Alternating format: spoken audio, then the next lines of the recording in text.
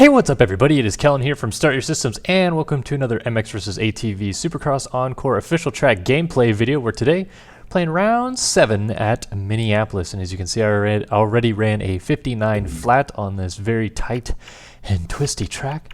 And just like at Glendale, we're going to do 12 laps because there's a lot to talk about today, my friends. First of all, we're going to spin a couple laps on the track, and I'll kind of talk you guys through what I think is going to be the challenging parts for the track this week. And then I'm going to break it down and start talking about Supercross a little bit, talk about how crazy things are getting in Supercross lately, and the East Coast Championship coming up this weekend, so that's going to be fun. But we are off and running. Let's see if I can get the whole shot. Oh yeah. Swing a little too wide though. Gonna triple out of the first corner. Nice. So it's a really kind of interesting first part of the track here, where it's like successive turns back to back really quickly, where like the first corner is basically a 180, just a little bit longer than a 180 with a little double apex in the middle of it. And coming out of the second part of the apex, there's a 353 triple jump, and then it's right into a 180 right hand U-turn. So it's really quick, just in and out of a couple corners. And this is going to be a long sand section. It's honestly kind of a pretty unique looking track layout, but it keeps going back and forth across the start. We're going to go backwards down the start straight here, and then it goes into what would be the final corner, boost out of that, and over the finish line. And then it's got this section, which I've been quadding. It's a little on-off section, and then screwed it up there, double back into the first section. I mean, it's pretty straightforward. There's really not anything crazy different that you can do on this track. I feel like all the rhythm lines are pretty self-explanatory. This section is going to be interesting coming up here again. It's very similar to the Oakland track section, where it has the back-to-back Dragons backs. I feel like the important thing to do there is going to be off of the second Dragons pack, getting over the tall single and then being able to double out. Maybe they won't even build it the same way though, since they've already kind of used that obstacle. Sometimes if they know how an obstacle is going to shape up during a race, they tend to change it going forward if it's going to be used in future races. So I guess it remains to be seen whether or not they'll actually use that or not. But I'm going to try to run some good lap times here while I talk about some Supercross stuff. I'll get right into it. The 450s. Super pumped about Marvin Musquin winning his first race this past weekend. Most of the people that know me know that I'm a pretty big GP fan. I honestly prefer to watch GPs compared to the American stuff, if you can believe that. And so I've known about Musquin for a long time, long before he came to the US. And the first time I actually ever got to meet him was at the USGP in 2010, before he came to the US the next year. And he's just such the nicest guy. I mean, he really is just the happiest-go-lucky kind of guy in the pits. Super enthusiastic about racing, very emotional victory for him as well. When he won, he was crying and stuff like that, and that's just awesome to see how much it means to these guys. You know, first career 450 win, first of what I think are going to be many 450 career wins for Marvin, and that's awesome that he was able to break through for that. I mean, the race itself was pretty nutty. Dungey got a terrible start, which is uncharacteristic of him, and Tomac started up there, Webb started up there, and both of them had problems. Tomac actually seized his front brake in the housing, so his crash was caused by the front brake seizing, and that's why he lost the front end and it tipped over, and then he couldn't get the bike to go in a straight line without the front brake just locked. So he dragged his bike to the mechanics area, and then they fiddled around with it for a minute, and then finally decided to cut the front brake cord, which I don't know how they didn't do that earlier. And then he went back out there and ended up climbing his way up to 15th, one spot behind Webb, who had a flat tire early in the race. They got that tire changed, and he only went a lap down after a flat tire change. And Webb ended up 14th. And then Reed had a DNF, some sort of bike malfunction. They never really said what. And trying to think, Blake Baggett crashed a bunch, was in and out of the pits.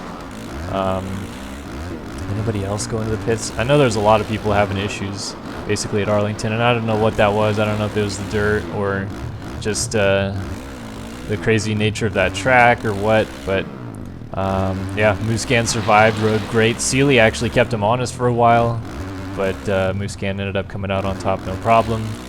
And then third place was Anderson, who clawed his way up onto a podium spot from another mediocre Jason Anderson standard start. And then behind him, Dungey took forever to get around Dean Wilson, but I think he knew most of where his championship contenders were and was more or less just kind of in salvage mode, just like, meh, I'll take a fourth, it'll be okay. And Dean rode great to get a top 5, his first top 5 of the season. But yeah, what a crazy race. Everybody seems to be like kind of doing the whole, wow, what happened to Dungey, what's going on with Dungey? But I honestly feel like you got to look at it pretty objectively right now, in the fact that even though Marvin won, Dungey still extended his points lead again. Every weekend since Kenny's crash, Dungey's actually extended his points lead. So Dungey's in a pretty good spot here still to win the title, like pretty handily, especially with Tomac having issues and Marvin having a couple ninths in there and stuff like that. Like, Dungey's going to be fine, and I think he knows that the championship will come to him if he can just kind of play it safe instead of, you know, go race for the win every weekend like Kenny was trying to do before he broke his arm. So I'm not worried about Dungey. I think Dungey's going to be just fine. I think when he needs to win, he will start trying to win again, but right now he really doesn't need to win to continue to keep a very steady points lead. And that's my opinion of it. I mean, obviously people seem to have different opinions because Dungey's been struggling, but, you know, it is what it is. Anyway, on to the 250 East discussion, which I want to spend most of this video talking about because it's like the preview of the 250 East. For Pro Circuit, they're going to have Adam Cianciarulo and, what's his name?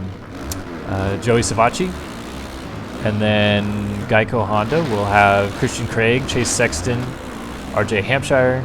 TLD KTM will have Alex Martin and Jordan Smith.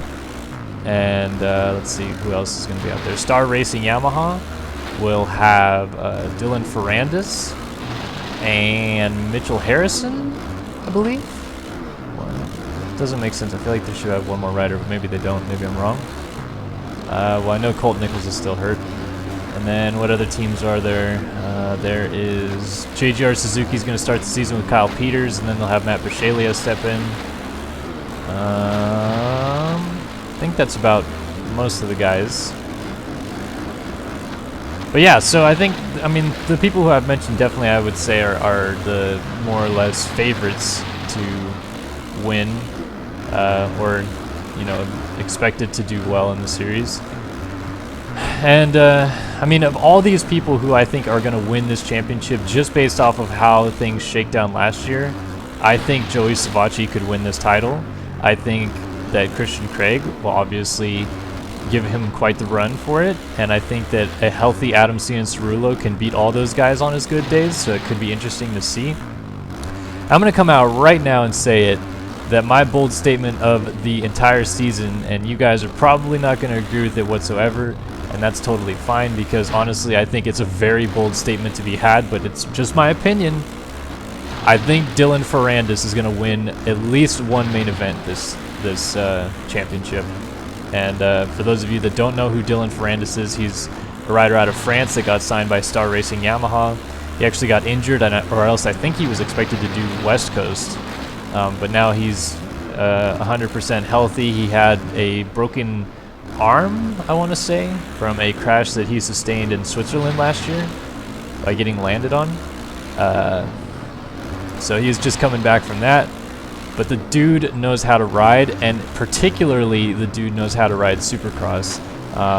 If you guys have no freaking clue about what goes on in Europe or anything like that, what you should be able to figure out pretty easily is what was going on in the Monster Cup. And 3 years ago now, I want to say, Dylan Ferrandis showed up and rode a PC 450, because at that time he was riding for Kawasaki in Europe, and just completely out of the blue, decided to show up, decided to race, qualified 12th, I want to say, on his 450 debut at the Monster Cup, and then I believe finished 13th overall, and ran with those guys for a good portion of his main events, just solid, consistent. Like, the dude knows how to ride, and I know that Monster Cup is no indication of his Supercross skills, but his outright speed is pretty good, and I think he's going to fly way under the radar because nobody's expecting him to come out and win this championship or really win races. I think he can win a race, and I think it's going to be interesting to see how he does. I honestly think he's going to do better in the championship as long as he stays healthy than his teammate Mitchell Harrison. There's no knock on Harrison.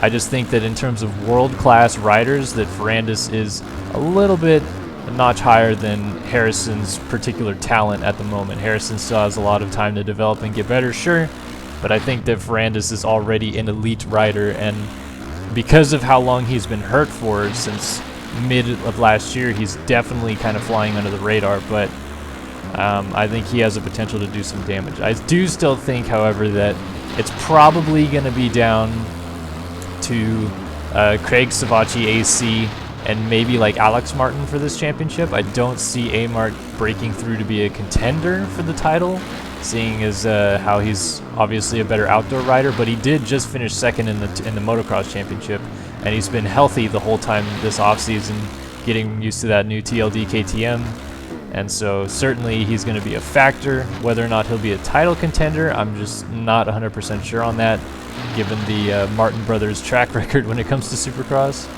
But I certainly would like to see him be a title contender. I do think that it's really going to be down to Savacci, AC, and Craig, though. I'd like to see Sexton do well. I think that'd be really cool to see him at kind of like Faulkner to just be breaking in right now and find some podiums, maybe win a race, but I just don't see him speed-wise being there yet. And him and Craig, I believe, are supposed to do West before Sexton got hurt. I think he broke his wrist or something like that. So hopefully he's good to go, but we'll see. I think it, like I said though, Savacci, Craig, AC, gonna be probably those guys. I'm probably forgetting someone. I know that there's some privateers out there that will do well. Kind of interested to see how Kyle Peters will do stepping in for JGR without Bisceglia there yet. Peters is actually making himself a pretty good like career a little bit now, as he rides for Factory KTM in Australia and will be riding this entire year for Factory KTM in Australia. So out of kind of not really having the best rides available in the US, he's going to do pretty well in Australia, I think. But anyway, I'd love to hear your guys' opinions on the 250 East Championship coming up and what you guys think is going to happen and how that's going to shake down. Obviously, my opinions will probably differ from yours, and that's okay. But I appreciate you guys watching the video nonetheless. And again, thank you guys so much for watching. If you enjoyed this video, please go ahead and like, comment, subscribe, the whole 9 yards. And we'll see you guys in our future videos here on Start Your Systems.